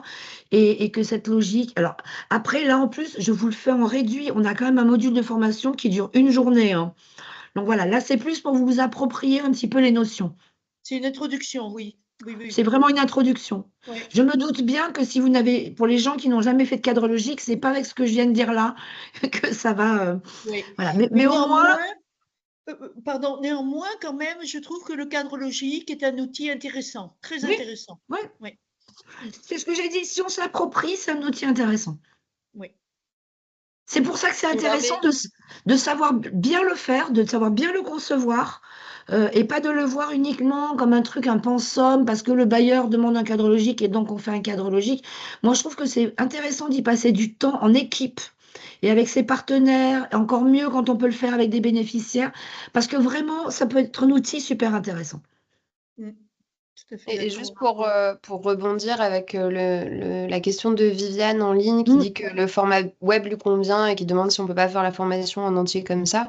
Enfin, Non, c'est des journées de formation de 5 ou 6 heures, je crois. 6 heures, En ligne, 6 heures. 6 heures. En ligne, c'est pas possible. Et il y a notamment tout l'intérêt de faire des travaux de groupe Oui, Voilà. et de travailler comme ça qui permet d'assimiler mieux aussi sur des cas pratiques. La théorie qui est apprise et Et les échanges, moi, ce que je trouve de très bien pour en avoir fait maintenant, pour avoir été formée et pour avoir été formatrice depuis 3 ans, et ce que je trouve super intéressant dans les échanges, dans les d'abord, vous n'êtes pas nombreux, vous êtes 10. Généralement, c'est ça, hein. ouais. Il y en a un peu plus d'inscrits, mais généralement, les participants, ça tourne autour d'une dizaine. Et donc, comme le dit Ella, il y a le travail collectif qui est extrêmement intéressant parce que là, par exemple, le cadre logique, je vais vous donner un projet, enfin voilà, je vais vous donner une grille, une matrice et vous allez faire le cadre logique. Et du coup, tout ce qui est intéressant, c'est justement les échanges qu'il y a, les discussions entre vous. Et puis, mais sur tous les modules, c'est ce qui est extrêmement intéressant, c'est les échanges qu'il y a entre les participants parce que vous venez de structures qui sont différentes, de tailles différentes, de formes différentes. Il y a des bénévoles. Il y a des salariés, notamment des chefs de projet dont c'est le métier, souvent certains qui sont jeunes et du coup qui en plus maîtrisent des méthodologies qui sont hyper intéressantes. Et ce qui est intéressant, c'est les échanges entre vous et entre les structures parce que vous apprenez des choses. Moi, j'ai appris des trucs sur les financements, par exemple. Le module, mais qu'on va faire maintenant en atelier, justement, il repose quasiment que sur les échanges entre participants. Voilà. Moi, je donne le cadre, mais ce qui est vraiment intéressant dans une formation en présentiel et qui dure toute une journée, c'est tous les échanges qu'il y a. Et aussi les échanges quand on va déjeuner tous ensemble et que chacun parle et les gens qui s'aperçoivent qu'ils peuvent collaborer entre eux. Enfin, ça, c'est déjà arrivé l'année dernière, par exemple. Parce que comme c'est les mêmes personnes qui reviennent au module, et voilà, donc il y a aussi tout ça dans la formation. Voilà. Donc là, le format de webinaire, il est adapté pour ce que je fais aujourd'hui parce que c'est un résumé, c'est une introduction, mais il ne peut pas être adapté vraiment à de la formation pratique et concrète sur des outils. Les formations à Marseille, puisqu'on est dans le pratico-pratique, se font dans un quartier accessible par le métro, etc. Toujours. Oui, elles auront lieu là cette année dans les locaux de Territoire Solidaire, rue Saint-Féréol, à proximité du Vieux-Port. Mm. Mais je vous enverrai, quand vous serez inscrit, j'enverrai les informations au Et fil pas loin de la gare non plus. Pour Oui, ceux tout à qui fait. viennent d'en dehors de Ouais. Marseille, C'est à 20-25 minutes à pied de la gare et il y a Ouais. le métro aussi il y a qui le mène. métro. Ok, ben s'il n'y a Juste, pas de questions. Ouais, ouais. vas-y. Il est presque 19h. Je ne sais Je pas vois. si tu arrives à checker l'heure en Non, même temps. c'est moins long après, hein. C'est vrai que Ok. le cadre logique était un peu la partie la plus longue. Donc, je reprends sur le reste, je me remets en partage. Hop. Je reprends la bonne page. Voilà. Attends, je navigue entre les fenêtres parce que j'ai ta petite tête là que je dois bouger de temps en temps. Ah. Alors, Je fais partie du décor. attends, parce que là, ça bug. Voilà. Oui, tu fais partie de mon décor en tous les cas. Alors actuellement, on voit Euh, juste une page blanche avec écrit le financement en haut et le ben, c'est site du bien. projet en haut à droite. Très bien. Et là, tu vois quelque chose? Oui. Budgétiser son Alors, projet. voilà. La troisième phase, c'est que quand vous avez fini votre cadre logique, alors, pas forcément d'ailleurs fini, parce que souvent, on budgétise en même temps qu'on construit le cadre logique. Mais en tous les cas, il faut déjà avoir bien avancé la planification du projet pour commencer à faire son budget. Alors, au cadre logique, en fait, doit correspondre un budget prévisionnel. Ce que je veux dire par là, c'est que on doit estimer, vous devez estimer, hein, toutes les dépenses et tous les coûts pour chaque activité que vous allez réaliser. Le budget prévisionnel, ça doit vraiment être la photographie financière de votre projet. C'est-à-dire que les deux se répondent. C'est-à-dire que si je regarde un bon budget prévisionnel, bien construit, je dois pouvoir comprendre votre projet. À l'inverse, dans l'autre sens, dans le cadre logique, interviennent toutes les lignes budgétaires. C'est ce que je vous disais, hein. Je vous disais qu'il y a une case où on met les moyens et les ressources. C'est-à-dire que ce que vous allez avoir calculé dans le budget prévisionnel, telle activité, par exemple, la formation des 500 riziculteurs, vous allez additionner l'allocation de la salle, les honoraires du formateur, etc. Et ça va vous donner le montant de combien coûte la formation. Et vous allez le reporter dans votre cadre logique.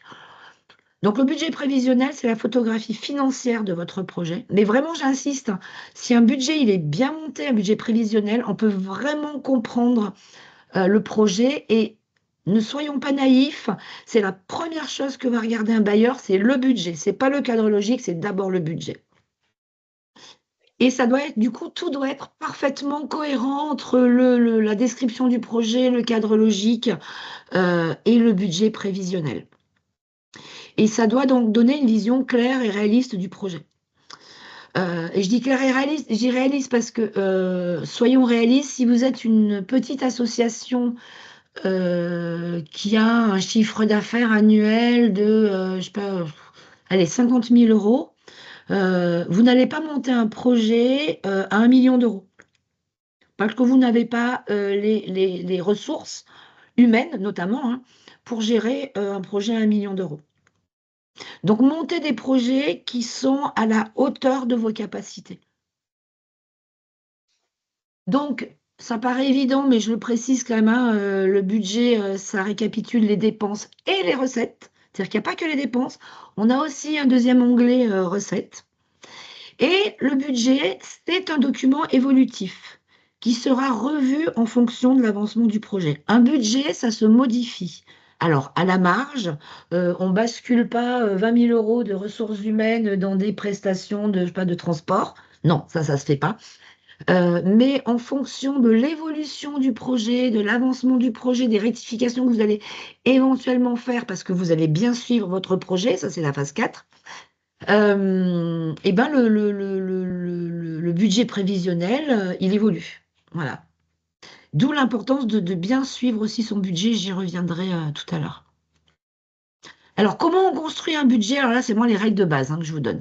Parce que je peux vous dire que le module de la construction du budget, c'est toute la journée et on fait rubrique par rubrique d'un budget prévisionnel. Là, je vous donne les grandes lignes. Alors, d'abord, le budget, donc, qui doit être en adéquation avec les objectifs du projet, les ressources, donc les objectifs du projet qui ont été définis dans le cadre logique, les ressources disponibles, hein, c'est ce que je disais, hein, notamment les ressources humaines, hein, d'ailleurs, et vos capacités et les capacités de l'organisation. C'est un peu l'exemple que je vous donnais tout à l'heure, enfin tout de suite. La construction du budget, ça repose sur deux principes qui sont relativement simples, comme ça, vu comme ça. C'est l'utilisation optimale de vos ressources matérielles, financières, humaines. Il faut optimiser les ressources.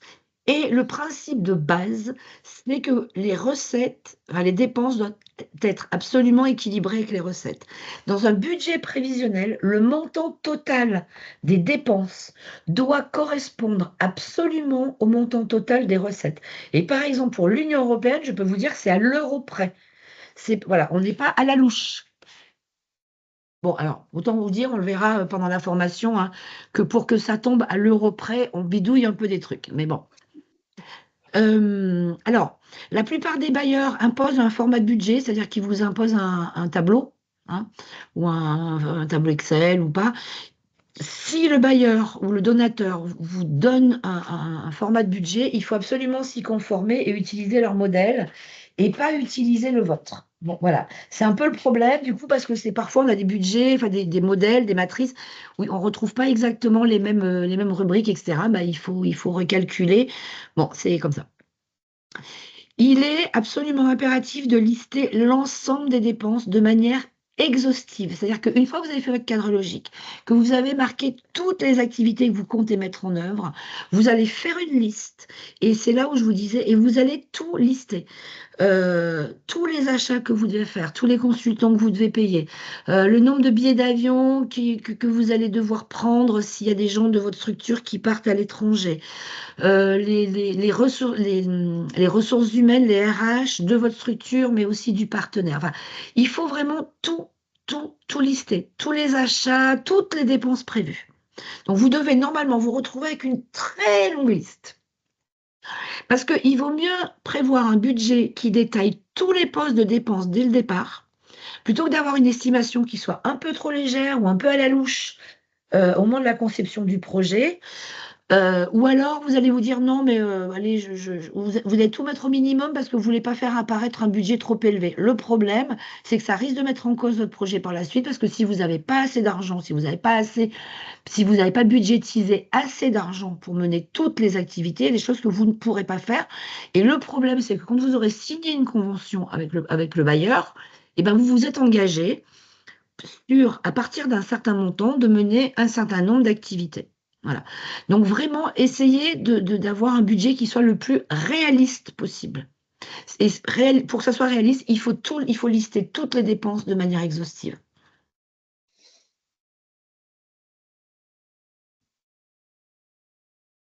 Alors, je ne vais pas rentrer dans toutes les dépenses. il faut savoir en tous les cas qu'il y a deux grands types de dépenses. Il y a ce qu'on appelle les coûts directs et les coûts indirects. Les coûts directs, et qui sont généralement les plus nombreux et les plus importants, c'est toutes les dépenses qui sont directement liées à la réalisation du projet. Alors, ça peut être le salaire des équipes en charge du projet, les achats de matériel, les frais de déplacement, etc.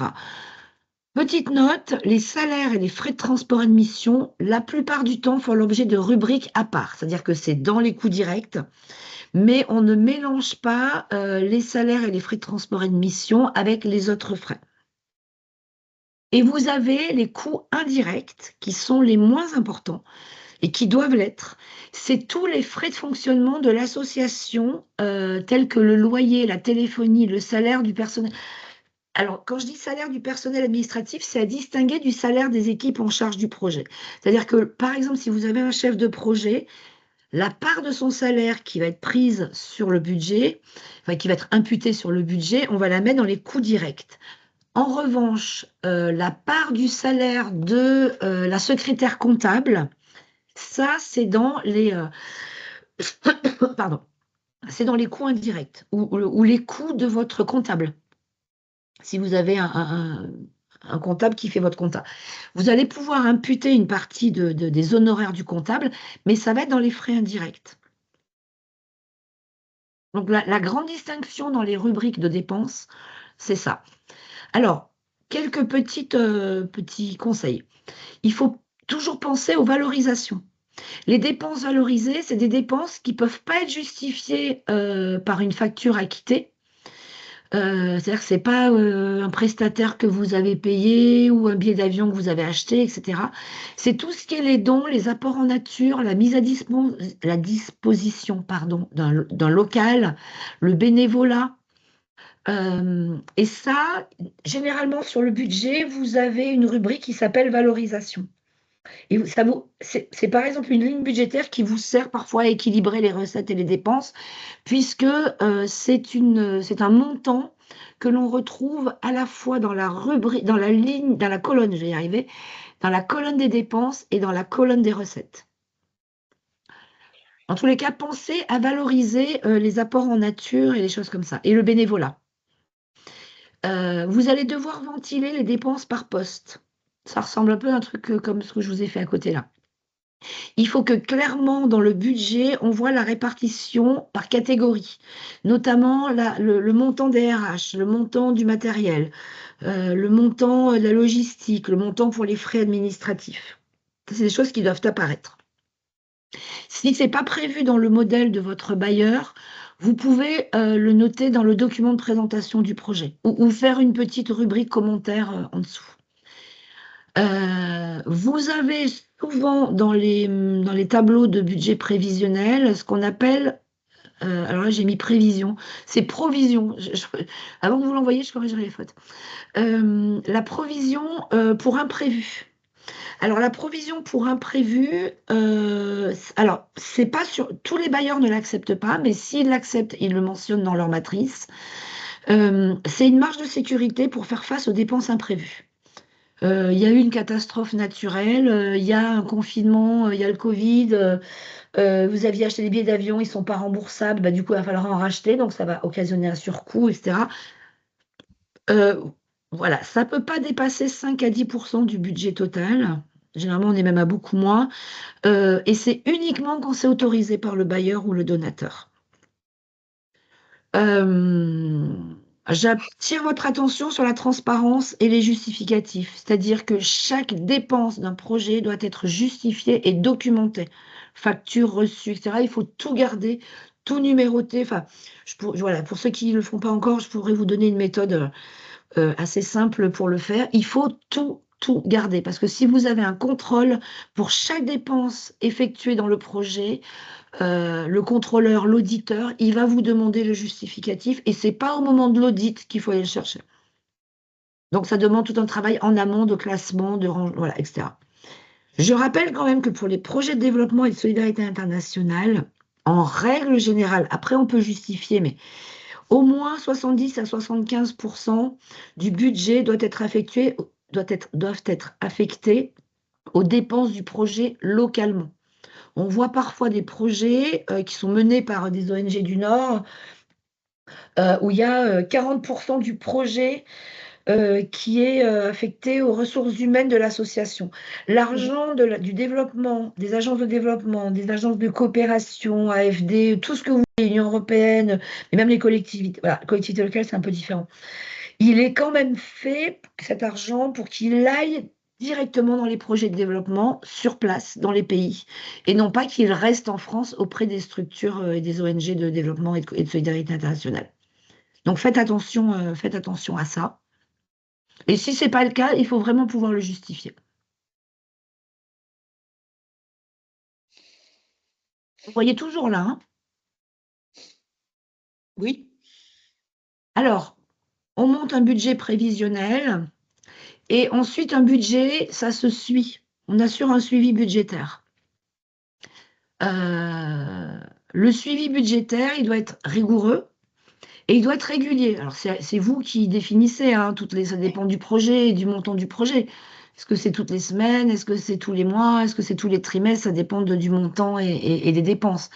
Mais vraiment, c'est important d'assurer un suivi rigoureux et régulier parce que ça permet d'éviter les dépassements de budget ou les non-consommations de budget, qui peuvent être tout aussi problématiques parce que si vous ne consommez pas le budget tel que ça avait été prévu, le bailleur risque en fait de vous retenir de l'argent.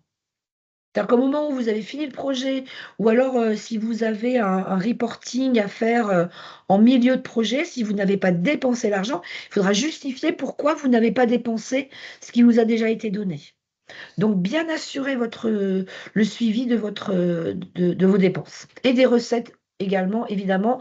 On n'entame pas plein de dépenses si on n'a pas reçu les parts de subvention. Et à l'inverse, quand on reçoit les parts de subvention, on fait les grosses dépenses quand on a reçu, dès qu'on vient de recevoir la subvention. On peut adapter son budget, ça je vous l'ai déjà dit, hein, le suivi et l'évaluation en cours de projet, ça permet justement de modifier le budget. Alors toujours évidemment avec l'accord des bailleurs. Le suivi budgétaire, c'est aussi une question de communication. C'est-à-dire que quand on fait du suivi budgétaire, ça permet de communiquer de manière transparente sur l'utilisation des fonds, que ce soit auprès des donateurs, des bailleurs, mais aussi des partenaires. Alors, j'imagine qu'aujourd'hui, vous l'avez bien tous compris, il faut diversifier les sources de financement pour assurer la pérennité de votre organisation. Donc, une association aujourd'hui, elle peut plus, pour être en sécurité, elle peut plus uniquement dépendre des financements publics. Alors, vous avez effectivement les financements publics, hein, les subventions de collectivités territoriales, d'agences publiques de développement comme l'AFD ou des agences comme l'Agence de l'eau, etc. Les ministères aussi ont des lignes pour la solidarité internationale, notamment le ministère des Affaires étrangères, par exemple, mais il y en a d'autres. Mais il faut mixer. Voilà. Alors, il faut mixer avec du financement privé. Je sais que c'est ce qui est le plus difficile à faire. Financement privé, c'est soit du mécénat d'entreprise, c'est-à-dire avoir des partenariats avec des entreprises qui soutiennent les projets de l'association. Il y a aussi le sponsoring, mais bon, je reviendrai quand le jour de l'atelier sur le financement, je reviendrai sur la différence entre mécénat et sponsoring. Il y a également de plus en plus de fondations, notamment de fondations d'entreprises qui financent des projets de solidarité internationale. Donc, il ne faut pas hésiter à les solliciter. Il y a aussi les dons particuliers. Alors, vous pouvez organiser des collectes de dons en ligne, organiser des événements de collecte de fonds. Et puis, il faut quand même avoir une part de financement propre. Et le financement propre, ça vient avec la cotisation des membres. Et ça, c'est plutôt une source de revenus régulière et stable, hein, si vous engagez bien votre communauté de membres.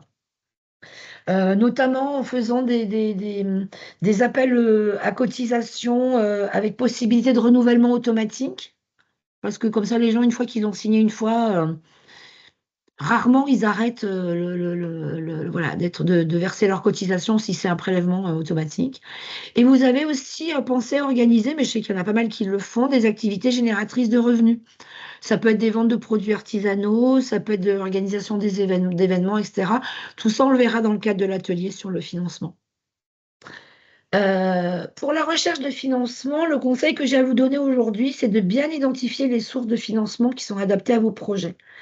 Ça veut dire d'avoir d'abord une base de données de bailleurs et de donateurs à jour, des fondations, etc. N'oubliez pas, surtout dans les petites associations, vous n'êtes pas irremplaçable, vous pouvez être indisponible, avoir un problème, etc. Donc, d'avoir une base de données, bah, ça permet à l'ensemble du bureau, du conseil d'administration de pouvoir prendre le relais. Et puis, vous mettez à jour au fur et à mesure où vous sollicitez des fondations, des entreprises, etc. Voilà. Bien garder les contacts que vous avez pu obtenir.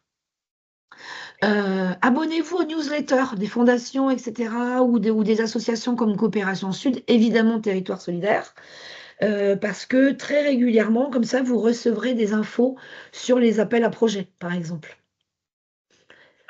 Et puis, ayez une démarche proactive et il faut démarcher les entreprises et les fondations.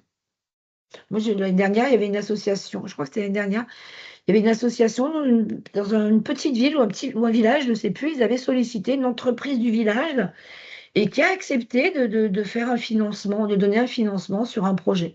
Alors que ce n'était pas du tout, c'était une petite entreprise. N'oubliez pas que les entreprises, elles sont défiscalisées quand elles donnent de l'argent aux associations. Donc, tout ça, on pourra en reparler le jour de l'atelier sur le financement. Il faut que vous connaissiez bien la législation dans ce domaine. Ça vous permet de mieux vendre votre projet.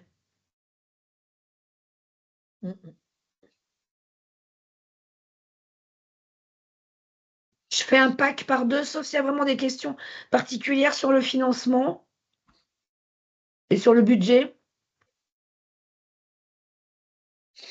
Là, c'est pareil, hein, le jour de... on a un module de formation sur le budget. Et là, vous ferez voilà, en petit groupe, en collectif, vous montrez un budget à partir d'un cadre logique. La quatrième phase du cycle de gestion de projet, c'est le pilotage et le suivi. Alors, piloter un projet, c'est pas seulement le mettre en œuvre des activités, mais c'est également et surtout, j'allais dire, assurer un suivi régulier. Alors, le suivi budgétaire, j'en ai parlé, mais également le suivi de réalisation des activités. Alors, c'est vrai que parfois, ça peut se révéler complexe, notamment du fait de la distance qui sépare les partenaires. Dans les projets de solidarité internationale, on a souvent des partenaires qui sont à l'étranger. Donc, voilà. Donc, il faut en tenir compte. On ne pilote pas un projet uniquement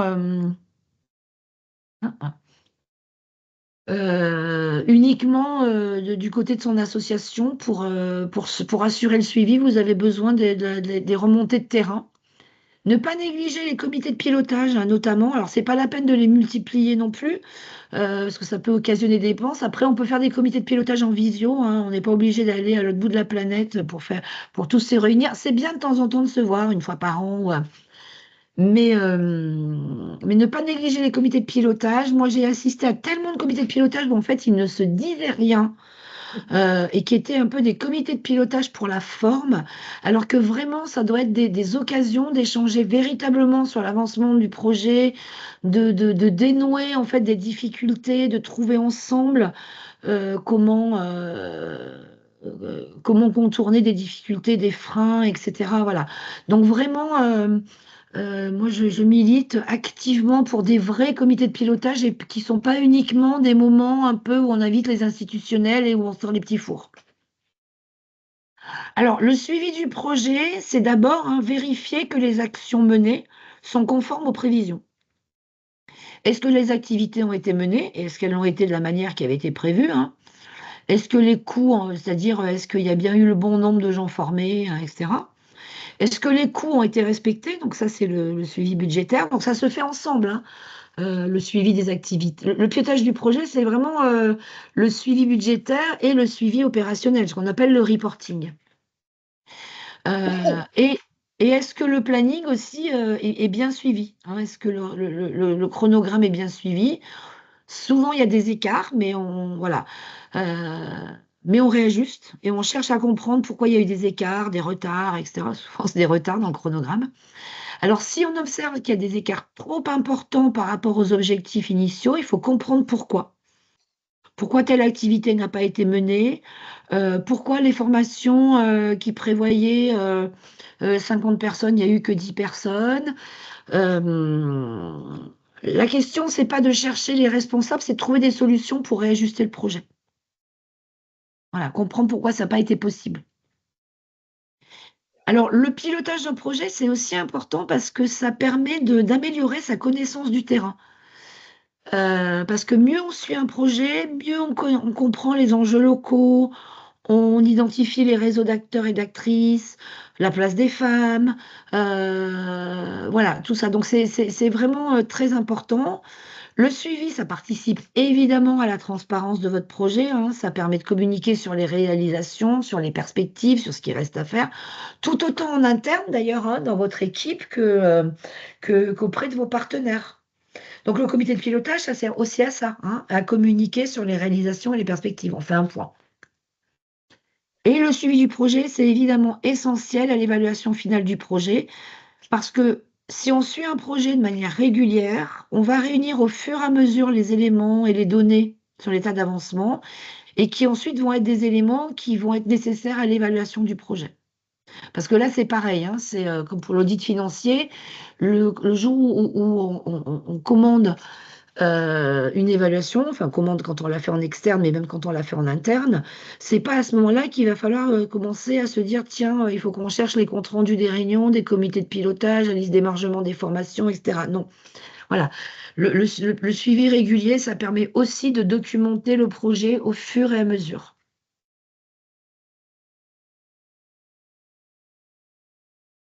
Alors, quand on dit suivi et pilotage, ça veut dire qu'en fait, l'idéal, hein, c'est de mettre en place un dispositif de suivi, d'avoir quelques outils qui permettent de suivre le projet. Alors, il ne faut pas non plus mettre en place des usines à gaz.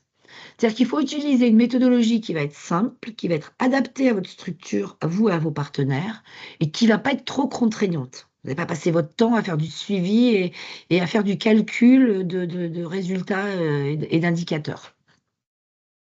Il faut que vous puissiez piloter en continu les activités, réorienter si c'est nécessaire, mais voilà, mais c'est pas plus que ça. Alors, il existe différents outils de suivi, hein, qui sont adaptables selon les projets ou les associations.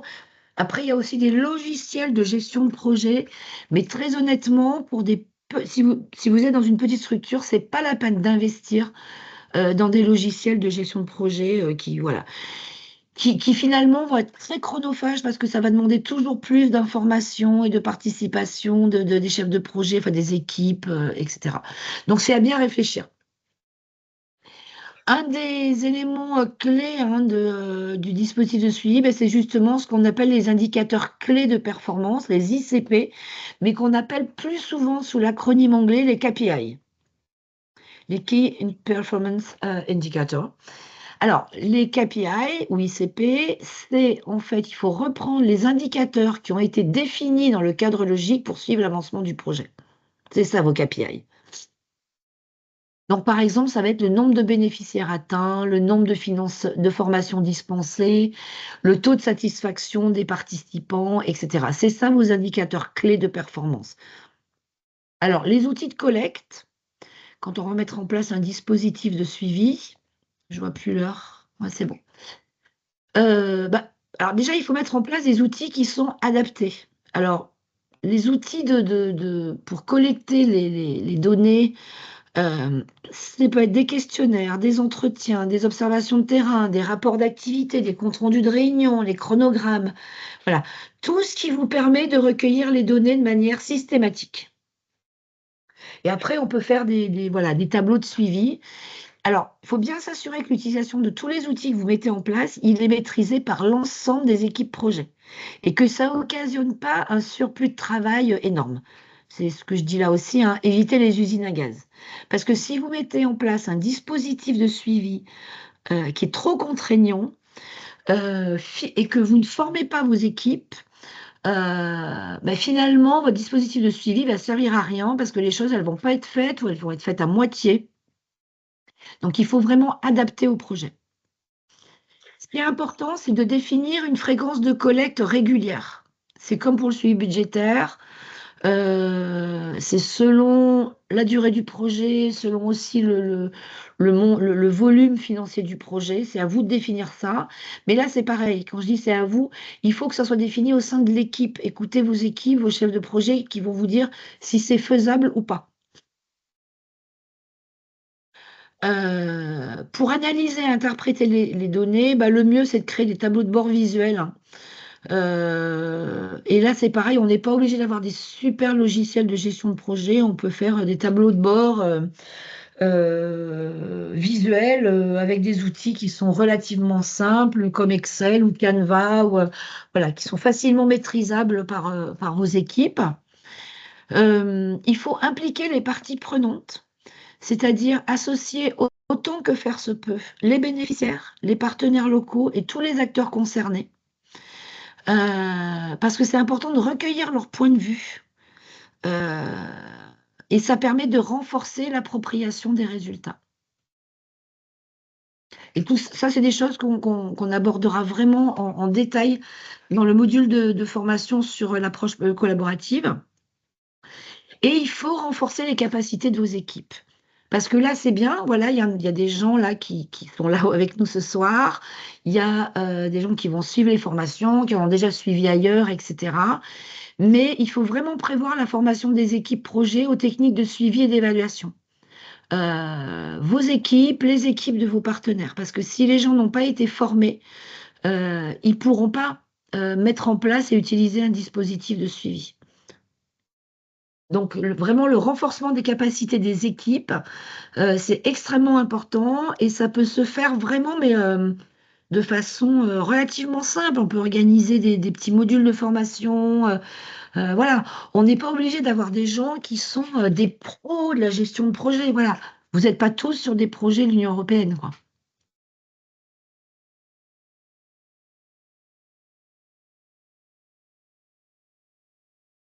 Et enfin, la dernière phase, je me suis trompée, c'est le 5, c'est pas le 4. La dernière phase du cycle de gestion de projet, donc on est là, hein, en vert, c'est l'évaluation. Alors, à quoi ça sert l'évaluation? Alors, je vais déjà commencer par dire à quoi ce n'est pas. L'évaluation, c'est pas un exercice de contrôle. L'évaluation, ça sert d'abord à mesurer l'impact réel du projet. C'est-à-dire déterminer si le projet il a atteint ses objectifs, ceux qui avaient été fixés dans le cadre logique, et quel changement positif il a induit sur les populations bénéficiaires. Ça sert aussi, l'évaluation, à tirer des leçons pour l'avenir. Identifier les réussites, ce qui a bien marché. Ça, c'est des bonnes pratiques. Mais aussi identifier les difficultés rencontrées et quels enseignements on en retient pour les projets futurs. Ça sert évidemment, oui, à justifier l'utilisation des fonds et à renforcer la transparence. Enfin, 2 secondes, parce que j'ai la batterie qui est... Voilà.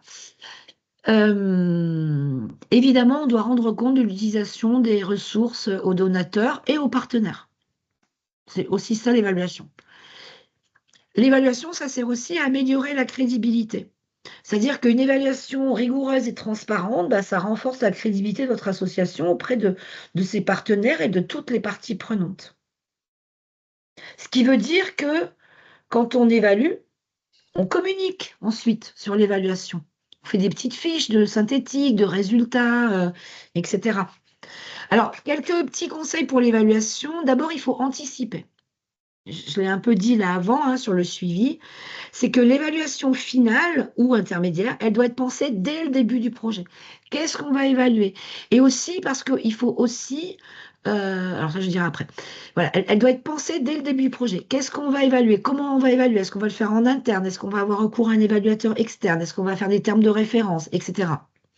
Ça se prévoit, il faut prévoir, parce qu'une évaluation, ça demande des moyens humains, techniques et financiers qui doivent être mobilisés pour ce travail. Donc, ça veut dire que, par exemple, l'évaluation, il faut la budgétiser dans le budget prévisionnel.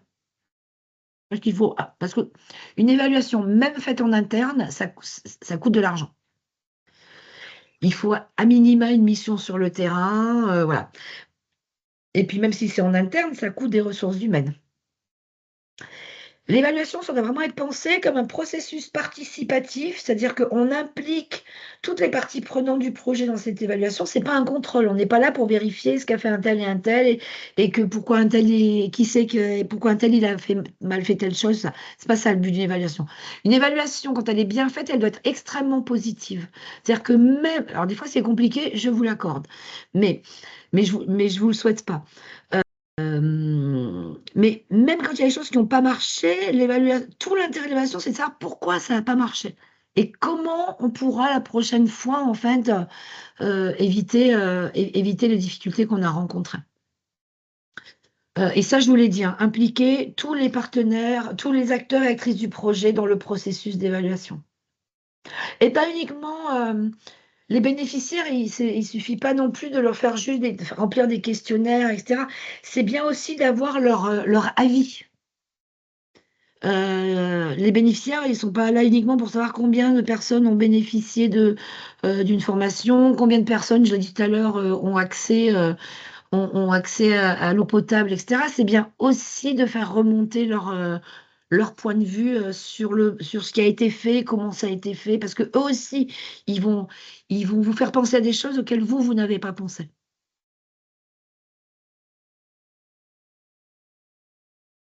Je vais peut-être finir là-dessus sur les 5 critères d'évaluation. Ça, c'est les critères de base. Il y en a d'autres, mais là, je vous donne les 6 critères de base d'une évaluation. Toute évaluation, elle répond au moins à ces questions. On évalue la pertinence, c'est-à-dire est-ce que le projet il a répondu aux besoins et aux priorités des populations locales. On évalue l'efficacité. Est-ce que le projet il a atteint les objectifs fixés au départ? Et c'est pas la même chose que l'efficience. L'efficience, c'est est-ce que les ressources, elles ont été utilisées de manière optimale? Est-ce qu'il n'y a pas eu de gaspillage? Est-ce qu'on aurait pu faire la même chose avec moins cher? Le 4e critère d'évaluation, c'est l'impact. Quels sont les changements, positifs ou négatifs, qui ont été induits par le projet à court, moyen et long terme? Alors, long terme, ça suppose, et même moyen terme, ça suppose qu'on fasse une évaluation qui soit vraiment post-projet à 6 mois, voire 1 an. Donc, voilà. Il faut définir quel type d'impact on a besoin au moment de l'évaluation. On va évaluer également ce qu'on appelle la durabilité. C'est aussi ce que je disais sur la pérennité, hein. Est-ce que les bénéfices du projet ils vont se maintenir dans le temps après la fin du financement? Et enfin, on vérifie la cohérence.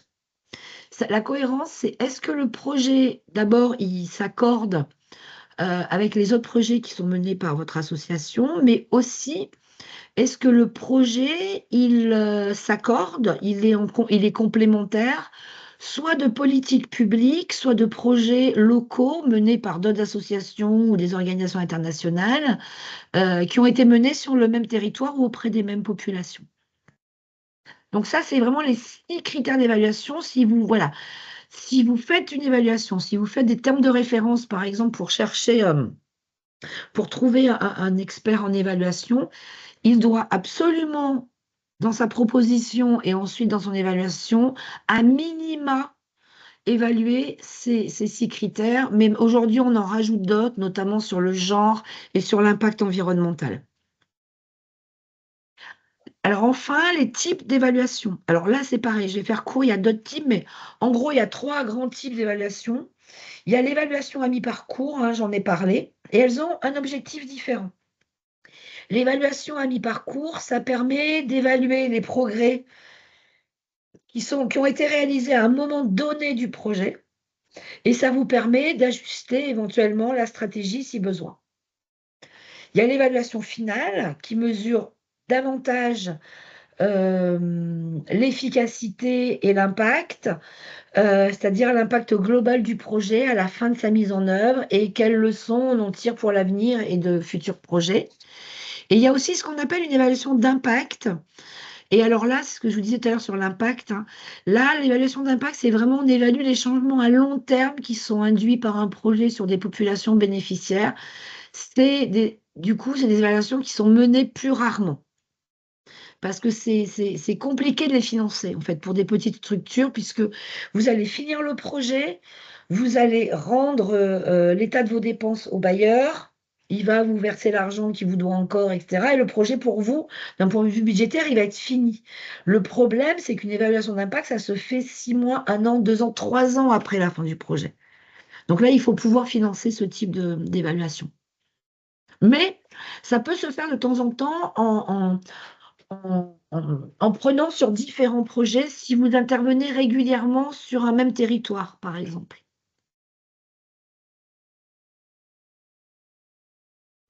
Voilà. Là, vous avez quelques ressources avec des liens qui sont notamment, c'est un peu les liens des ressources que j'ai utilisées pour créer ce module. Voilà, donc vous aurez accès à tout ça, hein. À la fin, la BSF Campus, c'est des vidéos qui sont franchement, c'est assez basique, mais je trouve que en tous les cas, c'est très pédagogique.